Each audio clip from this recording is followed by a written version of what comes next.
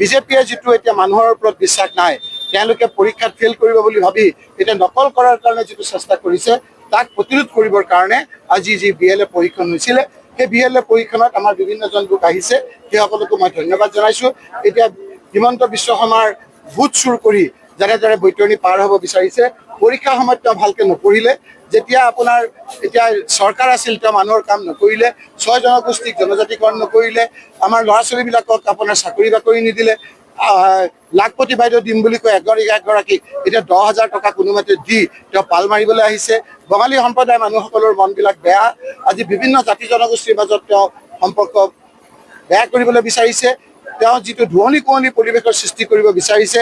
এই কথা বতৰাবিলাকত যেতিয়া সকলো মানুহ তেওঁৰ প্ৰতি অসন্তুষ্ট হৈছে, যেতিয়া মানুহে তেওঁক ভোট নিদিয়াৰ কথা থিৰাং কৰিছে, যেতিয়া গৌৰৱ গগৈ ডাঙৰীয়াৰ নেতৃত্বত শিলদল ভাঙি ডিব্ৰুগড়ত সকলো মানুহ ওলাই আহিছে, এই সময়তে তেওঁ ভোট চুৰ কৰি 2 নম্বৰী পদ্ধতিৰে জিকাৰ যি পৰিকল্পনা কৰিছে তাক প্ৰতিৰোধ কৰিবৰ কাৰণে যি BLA পৰীক্ষণ শিবিৰ আমি আয়োজন কৰিছিলোঁ, তাৰ এটা মাত্ৰ এইটো এটা ঝলক। ইয়াতে আপোনালোকে দেখিছে যিটো উৎসাহ উদ্দীপনা দেখা গৈছে।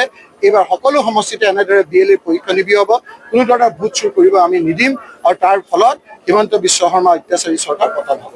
দ্বিতীয় পোৱাৰ পিছত যে আপোনাৰ দুগৰাকী প্ৰাক্তন বিধায়ক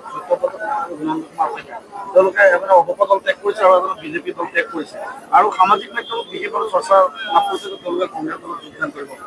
এইটো মাত্ৰ আৰম্ভণিহে, আৰম্ভণিতে ইমান আপোনালোকে ৰিয়েক্ট কৰিলে কেনেকৈ হ'ব? হিমন্ত ডাঙৰীয়াৰ হাওঁহাত, হিমন্ত ডাঙৰীয়াৰ বাওঁহাত, এই সকলো মনত বেয়া। যিসকল নিষ্ঠাবান বিজেপি কৰ্মী, যিসকলে কষ্ট কৰি বিজেপি কৰি আছিল, কংগ্ৰেছৰ তৰুণ গগৈৰ 15 বছৰৰ শাসনকালত তেওঁলোকে বিজেপি ধৰি আছিল, সেই লোকসকল এতিয়া কোণঠাঁচাত। সেই লোকসকল আজি বিজেপিৰ যিসকল নিষ্ঠাবান কৰ্মী আছিল, হিমন্ত বিশ্ব শৰ্মা নকল বিজেপিৰ উৎপাতত আচল বিজেপিবিলাকে এতিয়া কোণঠাঁচা হৈছে। সেইকাৰণে কিছুমানে জইন কৰিব, কিছুমানে বিজেপিত থাকিয়েই হিমন্ত বিশ্ব শৰ্মাক এককলি দিবৰ কাৰণে এইবাৰ হিমন্ত বিশ্ব শৰ্মাৰ বিৰুদ্ধে বিজেপিক ভোট দিব। আজি সকলোৰে মন আমাৰ খুব আনন্দ। আমি যিটো BLA সকলোতকৈ গুৰুত্ব দিছিল গৌৰৱ গগৈ ডাঙৰীয়া, জিতেন্দ্ৰ সিং ডাঙৰীয়া আৰু ৰাহুল গান্ধী ডাঙৰীয়াই যি অশেষ কষ্ট কৰি ভোট চুৰ ধৰিছিল, সেই ভোট চুৰ ধৰিবৰ কাৰণে ধ্যান দৃষ্টি ৰাখিবৰ বাবে আমাৰ গোটেই ৰাজ্যখনৰ জিলাই জিলাই BLA ট্ৰেইনিং হৈছিল। আমাৰ যিসকল নেতা আছিল সেইসকলকো যাবলৈ কৈছিল। আজিৰ পৰা আমাৰ সমষ্টিভিত্তিক BLA ট্ৰেইনিং আৰম্ভ হ'ল। মই চামগুৰি সমষ্টিত সকলো BLAক মাতি আনি আমি এটা মক টেষ্টিং কৰিলোঁ, আৰু এখন ডাঙৰকৈ BLA আমাৰ ট্ৰেইনিং কেম্প অনুষ্ঠিত হ'ব।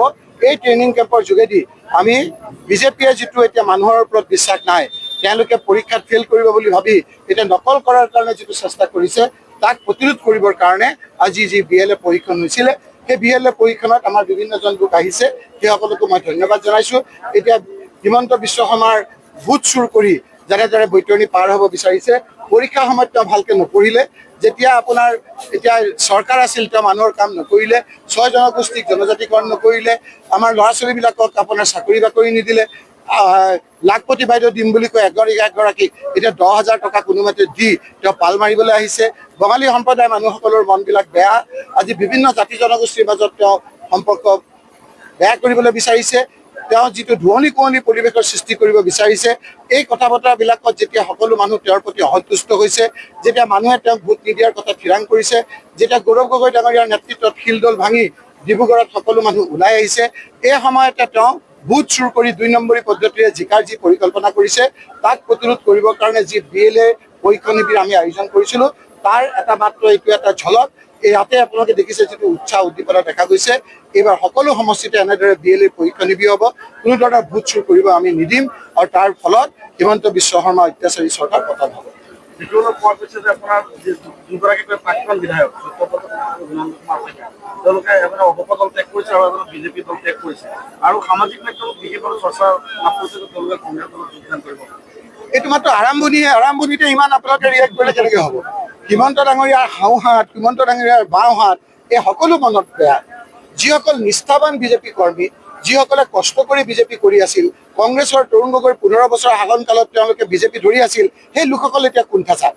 সেই লোকসকল আজি বিজেপিৰ যিসকল নিষ্ঠাবান কৰ্মী আছিল, হিমন্ত বিশ্ব শৰ্মা নকল বিজেপিৰ উৎপাতত আচল বিজেপিবিলাকে এতিয়া কোণঠাঁচা হৈছে। সেইকাৰণে কিছুমানে জইন কৰিব, কিছুমানে বিজেপিত থাকিয়েই হিমন্ত বিশ্ব শৰ্মাক এককলি দিবৰ কাৰণে এইবাৰ হিমন্ত বিশ্ব শৰ্মাৰ